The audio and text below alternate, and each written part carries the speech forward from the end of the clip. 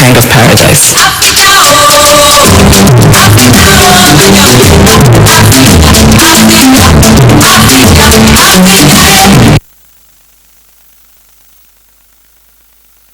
As I told you earlier, we will be looking at the murder allegation in Enugu, the arraignment of the 7-year-old boy. Human rights groups over the weekend cried out against the detention of a 7-year-old boy, Chibuike Miracle Oramolu, who was later allegedly arraigned for murder in Enugu State in the south. Well, the boy's mother was a cleaner in the compound, and the employer requested that his room be cleaned. Nwaka asked his son to clean the room, where there was a loaded double-barreled rifle which Chibuike handled, and in the process touched the trigger which killed somebody in another house. Now, we have to get the details of the story from civil rights group that campaigned for the boy's release, the lawyer, and the mother and the boy himself, who will later on be joining us in the show. Joining us right now from our Lagos Center is the coordinator, Network for Police Reform in Nigeria, Okechukwu Nwaguma. Okechukwu, so good to see you over there in the Lagos Center. How is Lagos this morning?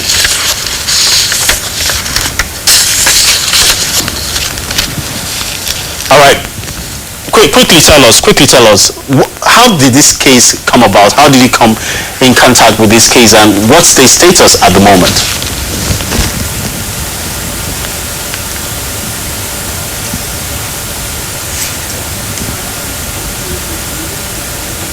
Motayo brought this matter to our attention. He has an NGO that that intervenes on behalf of victims of abuse, and so this case came to his attention.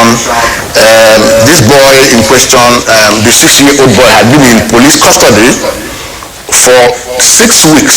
6 weeks, allegedly for murder, and then I think about the 4th week into the boy's detention, Omotayo, the lawyer, got wind of it and got into campaign to get the boy released. The boy never got released until he had spent 6 weeks in unlawful custody, and then the Commissioner of Police, Enugu, went on air to claim that the boy was kept, the child actually was kept in protective custody, and this is quite embarrassing. First of all, let me send my condolences to the family of the 12-year-old boy who was hit by the bullet, but I think that the blame goes primarily to the man who kept a gun in his bedroom when he knew that children had access to that room, and then the police, who ought to know that a child of 6 years is not criminally liable under our law and under other laws, international laws that Nigeria is a signatory to. It's quite an embarrassment, but we're happy that the magistrate, in whose court this boy was charged, recognized that a child of 6 could not be charged for murder because that child cannot, under the law, be criminally liable. And I think it's a shame, it's a mockery of the police and our criminal justice system that in this era, in this modern era, that the Commissioner of Police in Enugu, who was the image maker of the Nigerian police force, didn't understand that it was wrong to charge a child of 6 years to court for murder. I mean, in this case scenario, the mom is supposedly the cleaner of the boy. People would want to ask, what was the boy doing there at that time? And also, you're looking at the issue of child labor. This is a child at 7.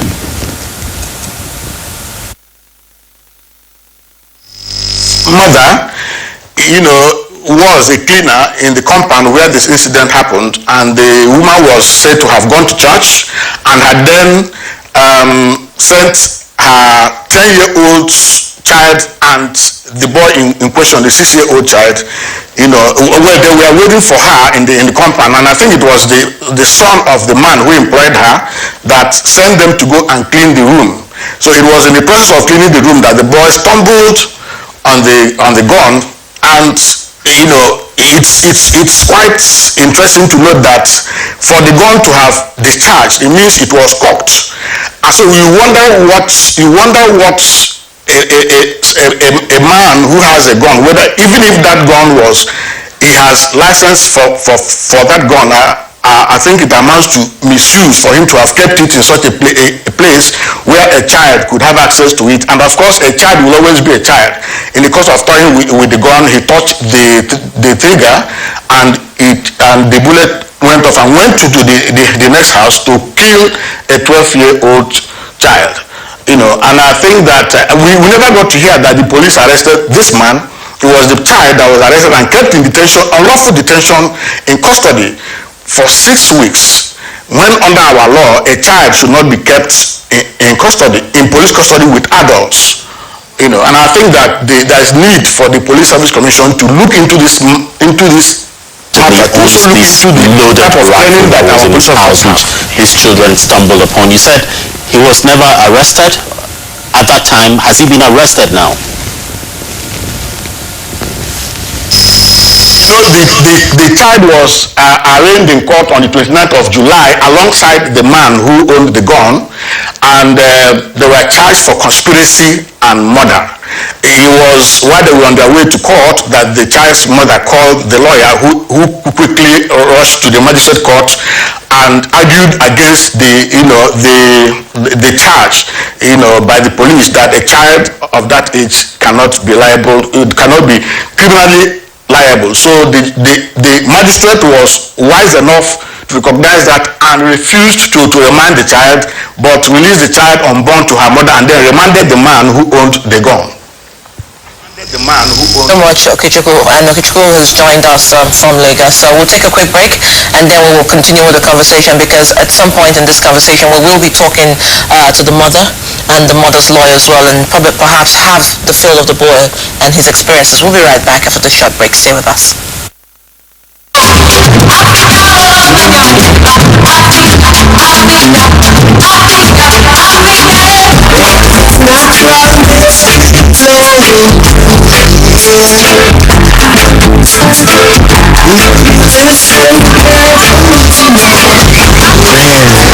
It's Zimbabwean politics. I don't know what that is.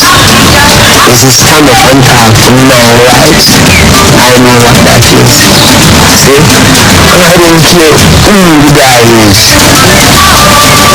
God, my right. It's my right. Like, my right. I want my right. That means if I can say, I don't want that, I don't want this. This myself as a revolutionary. We don't have no one. I'm not taking a bribe from no one. I will see that the music. Rastas.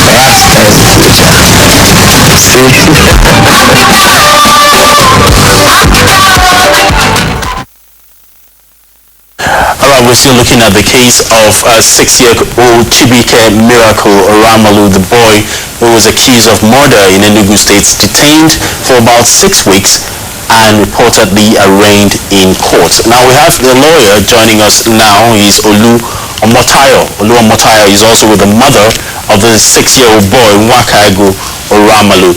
Olu, thank you very much for being there with us on the line. Good morning. What's the state of Chibike now and the mother? Well, the boy has been released by on the order of the magistrate on 29 July. So at least we are happy that he has been able to get his freedom now.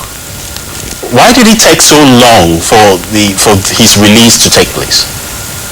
What really happened was that we just got information by NGO, Civil Rights Realization and Advancement Network, just got information about the detention on July, I think specifically July 8th. So it was thereafter we started the campaign, and by that time he has already spent 6 weeks in detention. So we started the campaign on July 8th, and by July 13th he was released. The police have explained the way that they held him under protective custody. Does that make sense to you? And in what circumstances was he detained in the police station, if indeed he was under protective custody? It's alien to our law to detain a child, because the child was detained In the afternoon during working hours, we'll be behind the counter. Then at night, they will put him inside cell. And there is nothing, there is no terms known as protective custody under our law. So it's alien to our law. The only term recognized under our law, under the Child Rights Act, is police protection. And that police protection means that when you arrest a child, immediately you arrest the child, you take him to a protection center. It's not even in the police cell. You take him to a protection center, and within a few hours, notify the governor of the state that you are detaining this child in protective center. So it's not the protective police protection envisaged under the Child Rights Act. It's not police detention. It's not detention in police or at the police counter. It means you detain the child and keep him in the emergency protection center. Okay. And when you do that, you inform the government of that state that this child is being detained, and within 72 hours, you approach a court of competent jurisdiction who will now make an order that the child should remain in that protective order, protective detention center. For which, and that order, he cannot be detained in that center more than 9 days. So the law does not even contemplate detaining a child under in the police. Talking about detention, is it true that the boy was arrested and detained for at least 6 weeks? I know that you have answered that, but the most important thing for Nigerians is now is to know whether it was true that she was not allowed to bail this child because she was a woman. Okay, what really happened was that the incident happened on 29 May, which was a Sunday, when the mother went to church. The boy was taken into custody at New Haven Police Station. Then on the following Monday, May 30th, they took the child and the mother and the other siblings to police headquarters. Okay. So thereat, they detained the boy and the mother and the other siblings for like 2 days. Later, they left the other siblings and the mother. So only the boy remained there from that May 30th till that July 13 when he was released.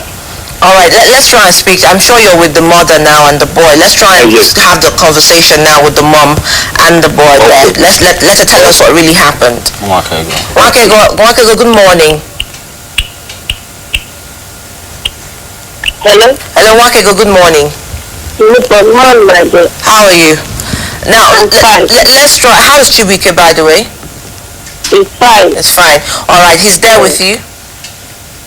Huh? Is he there with you? Yes. Okay, first of all, let's get your own account of what really happened. Were you allowed or were you disallowed to bail Chibuike just because you were a woman? I don't understand. Did they refuse you bail just because you were a woman? Is that true? Did they refuse you bail?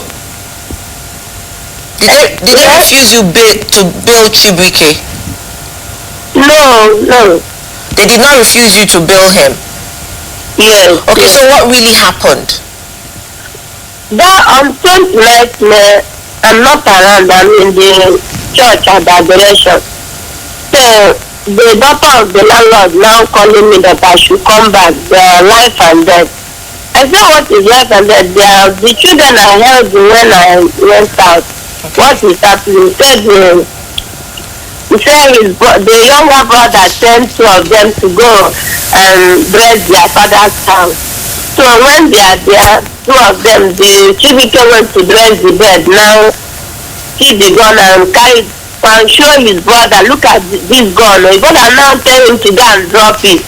When he wants to drop it, the gun now fire to window to the next compound, hit the wall and leaving the tank and corner to go inside the house and run away again. Break buckets down and go straight to hit one of 12 years old boy that are about to enter the compound.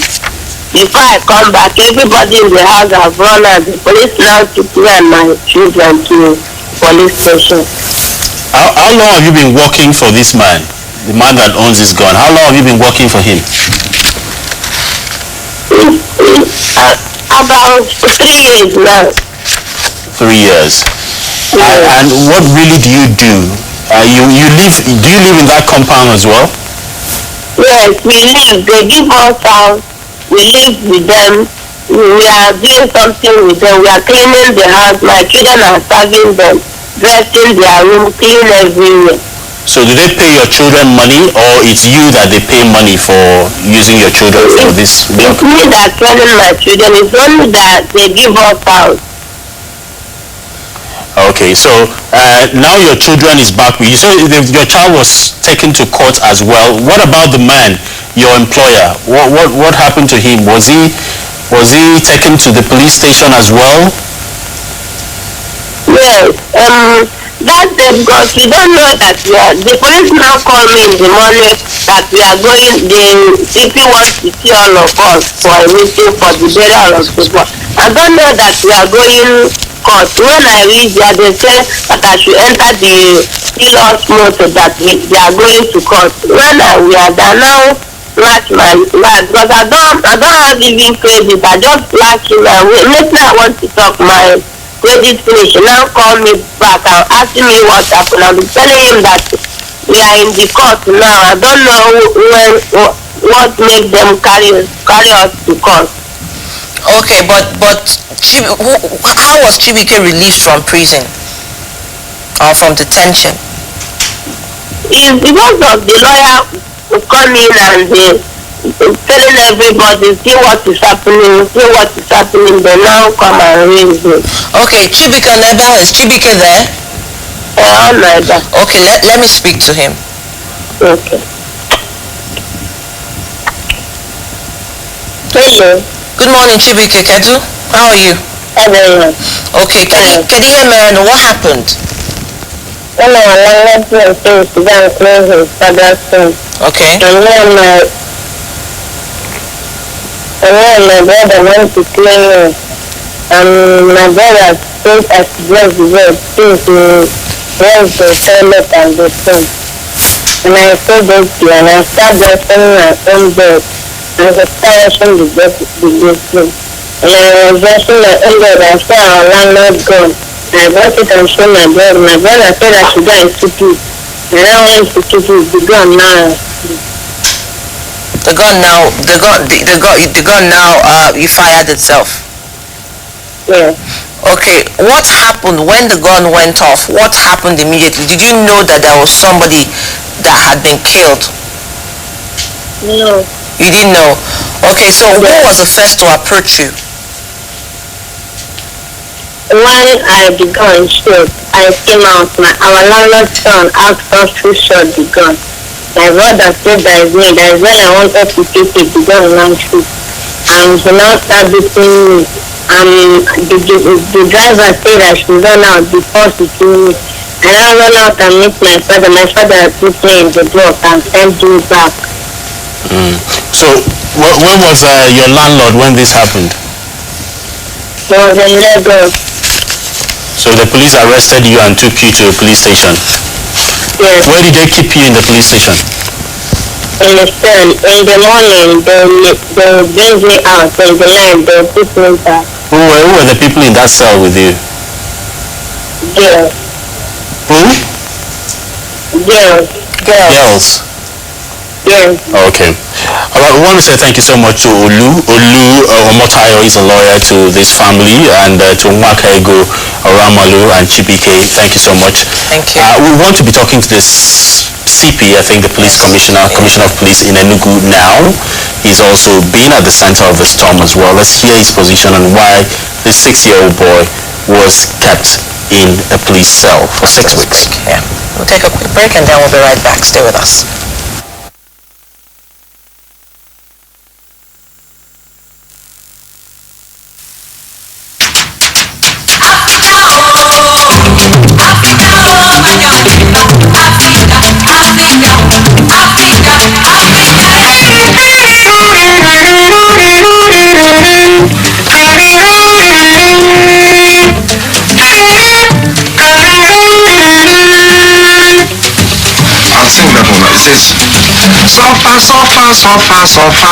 Suffer forward. Now your fault to be that.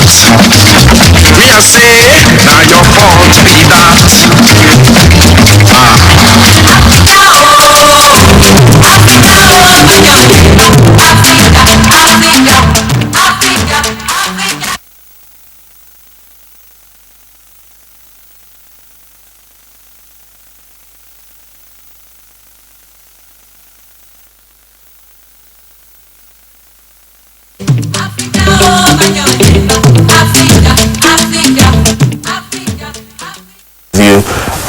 very much. I was just having a quick chat with the Commissioner of Police, Enugu State. Of course, he's a very familiar name, Emmanuel Ojukwu, who was first Public Relations Officer here in Abuja Police Headquarters for quite a while before he was transferred to Enugu to head the police there.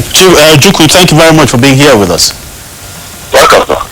You have been accused of illegally detaining an underage child, 6 years old. What would you have to say about that?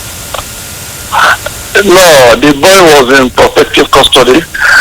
If you don't know the circumstances under which he came to us, he was going to somebody's house and they began playing with a gun which went off and killed somebody.